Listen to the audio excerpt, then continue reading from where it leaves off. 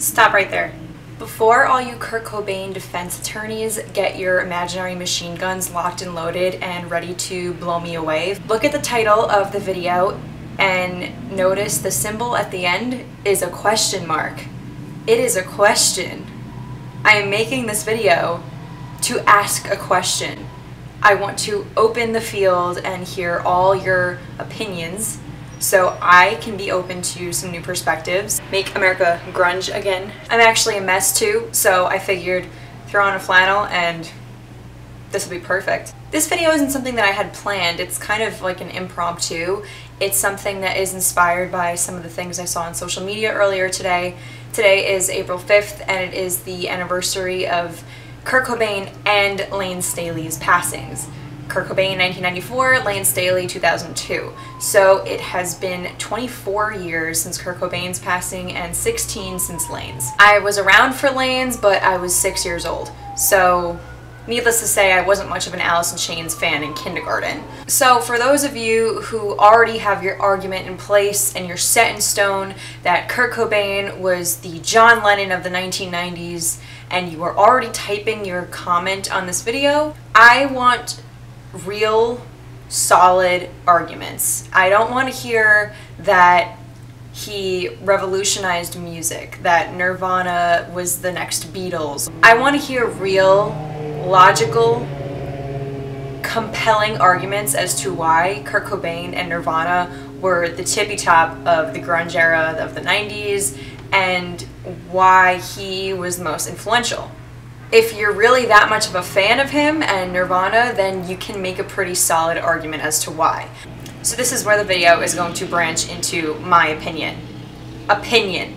Opinion, opinion, opinion. I can't stress that enough. I was introduced to grunge without knowing what grunge was. When I was probably in middle school, my mom popped in a Pearl Jam CD, 10 obviously. Going into high school, my dad actually introduced me to Soundgarden. I did start listening to the Audioslave Pandora pretty much all throughout high school, and that is how I discovered grunge and got into it on my own. So all of these opinions were not pushed on me. As for Alice in Chains, I first heard Alice in Chains when I was in 5th grade playing Guitar Hero 2, Them Bones. I thought the song was scary, and I was 9, I was 10. As I delved deeper into the Audioslave Pandora listening to throughout high school, I heard a couple more Alice in Chains songs other than Them Bones. So I went on a complete Alice in Chains binge. Now, personality-wise with me, when I get really into a band, I kind of just submerge myself in everything about that band for like anywhere from weeks to months on end. I was also a really big fan of Stone Temple Pilots. I didn't really dig too much deeper below the album Thank You, which is more so a greatest hits album, and same for Nirvana. I never really dug below the surface. I'd heard other songs by both artists, but both of them never really just kind of stuck with me the way that Alice in Chains and Soundgarden did. As somebody who has been dealing with anxiety my entire life, Alice in Chains lyrics and the topics in their songs resonated with me a lot more. My interpretation of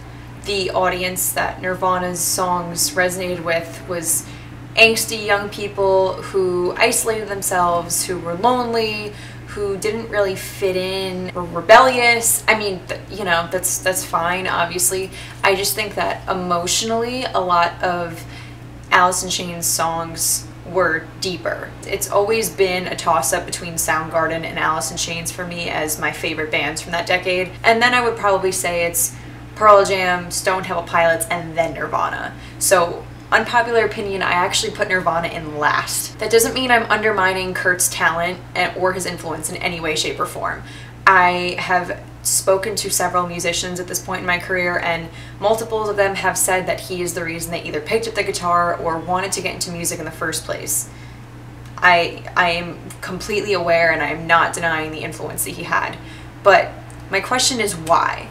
Why him? Why is he put on this pedestal as opposed to the other musicians from that time? That is what the question that I'm posing to you guys. I know Jerry Cantrell co-wrote or wrote a lot of Alice in Chains songs, but Layne's voice, I think, blows Kurt's away.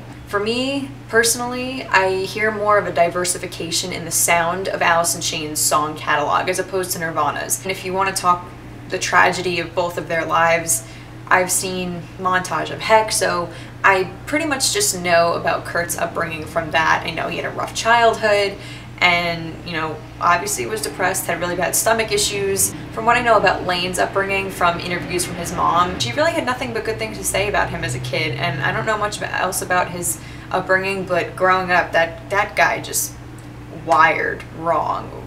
You know, mental issues that led to substance abuse issues that ultimately led to his demise indirectly, but kind of directly. Just because they didn't have the most horrible upbringing, our brains all function differently. We comprehend situations and disasters in our lives differently. Kurt Cobain had a 2-year-old daughter and a wife who a lot of people didn't really seem to think they had the greatest relationship, and I personally think Courtney Love is disgusting. That's all I'm going to say about that.